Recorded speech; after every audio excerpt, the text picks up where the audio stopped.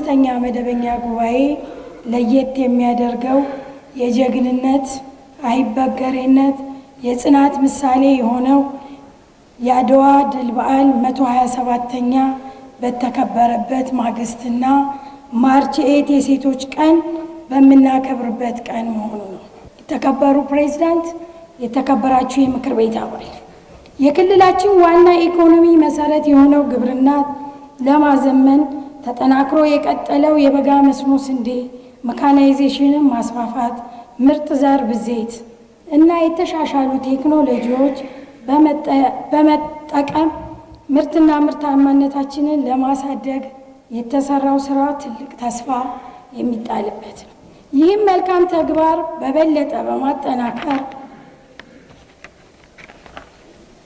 በማጠናከር ቴክኖሎጂዎችን በስፋት በመጠቀም ምርትና ምርታማነትን መጨመር በትኩረትም ሊሰራ የሚገባው ነው። ከኮቪድ ወረርሽኝ መከሰት ጋር ተያይዞ የተቀዛቀዘው የቱሪዝም ኢንዱስትሪ ባለፉት 6 ወራቶች በክልላችን ሰፋፊ ሁነቶች በደመቀና ሰላማዊ በሆነ መንገድ መከናወናቸው የሀገር ውስጥና የውጭ ሀገር ጎብኚዎች ቁጥር ከፍ እንዲል እድል የፈጠረም ነበር። ይሁን እንጂ ካለን እምቅ የቱሪስት አቅም አንጻር ሲታይ ዘርፉ ማመንጨት የሚገባውን ኢኮኖሚ ያበረከተ ነው ማለት አይቻልም።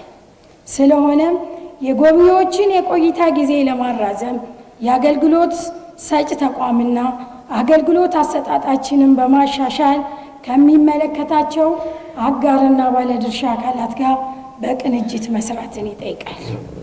ክልላችን ለኢንቨስትመንት ምቹ እምቅ አቅም ያለው የታታሪ ሕዝብ ባለቤት በመሆኑ ከጊዜ ወደ ጊዜ የኢንቨስትመንት ፍሰቱ በሁሉም አካባቢዎች በሚባል ደረጃ እየጨመረ ይገኛል።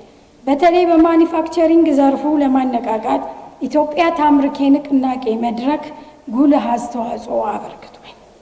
ስለሆነ የአገልግሎት አሰጣጣችንን በማሻሻል ህዝባችን ተጠቃሚ ለማድረግ በተለይም ከዘርፉ የሚገኘው የሥራ ዕድል ፈጠራ ተጠናክሮ እንዲቀጥል በትኩረትና በትብብርም መስራትን ይጠይቃል።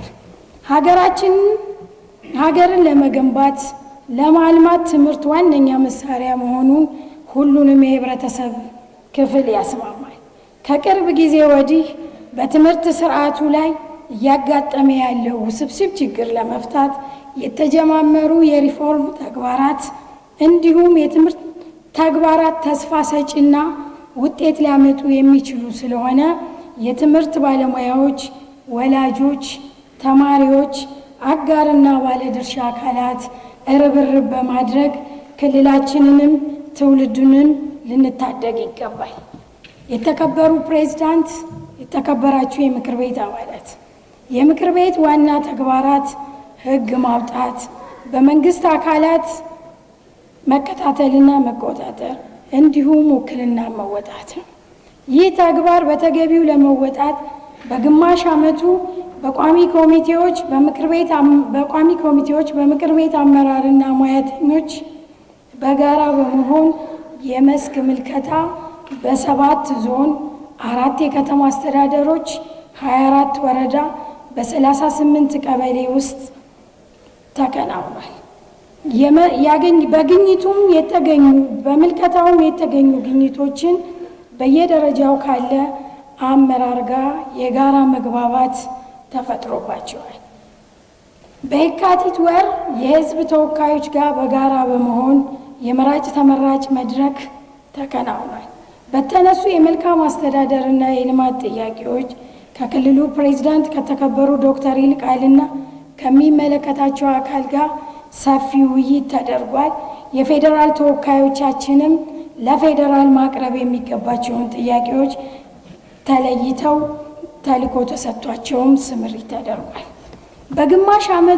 በአጠቃላይ በግማሽ ዓመቱ የተያዙ እቅዶች አፈጻጸም ሲታይ የተሻለ ተስፋ ሰጭ ቢሆንም ወደፊት ግን ትኩረት ተሰጥቶ ሊሰራ የሚገባቸው ተግባራት የውስጥ አንድነትን ማጠናከርና አስተማማኝ ዘላቂ ሰላም ማረጋገጥ፣ አገልግሎት አሰጣጥን በማሻሻል ልማትን በሁሉም ዘርፍ ማፋጠን፣ የገበያ ሻጥርን በመዋጋት የኑሮ ውድነትን ሊቀንሱ የሚችሉ ተግባራቶችን ማከናወን፣ የትምህርት ጥራትና የተማሪዎች ስነ ምግባር ላይ የተቀየሰውን የማሻሻያ ተግባር በተገቢው መተግበር፣ የሕግ የበላይነትን ማስከበርና ዜጎች ከቦታ ቦታ ተንቀሳቅሰው እንዲሰሩ ምቹ ሁኔታን የመፍጠር፣ ብልሹ አሰራርንና ሌብነትን መታገል፣ በወረራ የተያዙ አካባቢዎች ነፃ ለማውጣት ከፌዴራል መንግስቱ ጋር በመተባበር መስራት፣ በሁሉም አካባቢ ያሉ ተፈናቃዮች ከዕለት የምግብ አቅርቦት ጀምሮ እስከ ዘላቂ ማቋቋም ድረስ በትኩረት ሊሰራ ይገባል። የተከበሩ ፕሬዝዳንት፣ የተከበራችሁ የምክር ቤት አባላት፣ ጉባኤያችን ከየካቲት 29 እስከ መጋቢት 1 የሚካሄድ ሲሆን በዚህ ጉባኤ የ6 ወር የአስፈጻሚ እቅድ ክንውን መርምሮ ያጸድቃል ተብሎ ይጠበቃል። በመሆኑ የበሰለና ወንድማማችነትን አብሮነትን በሚያጠናክር ሁኔታ ውይይት እንደምታደርጉ እየተማመንኩ በምክር ቤቱ የአሰራር ስነ ስርዓት የአባላት ስነ ምግባር እንደገና ማሻሻያ ደንብ ቁጥር 12 አንቀጽ 19 ንዑስ አንቀጽ 7 መሰረት ምልዓተ ጉባኤው የተሟላ መሆኑን ስላረጋገጥኩኝ ጉባኤው በይፋ መከፈቱን አበስራለሁ። ጉባኤያችን የተሳካ እንዲሆን እመኛለሁ። አመሰግናለሁ። የያዝነው አጀንዳ የ2015 የ6 ወር እቅድ አፈጻጸም ሪፖርትን መመርመር ነው። በዚሁ መሰረት የተከበሩ ዶክተር ይልቃል ከፈያለ የአማራ ብሔራዊ ክልላዊ መንግስት ፕሬዝዳንት የ6 ወር እቅድ አፈጻጸም ሪፖርት እንዲያቀርቡልኝ እጋብዛለሁ። ሸኙልኝ።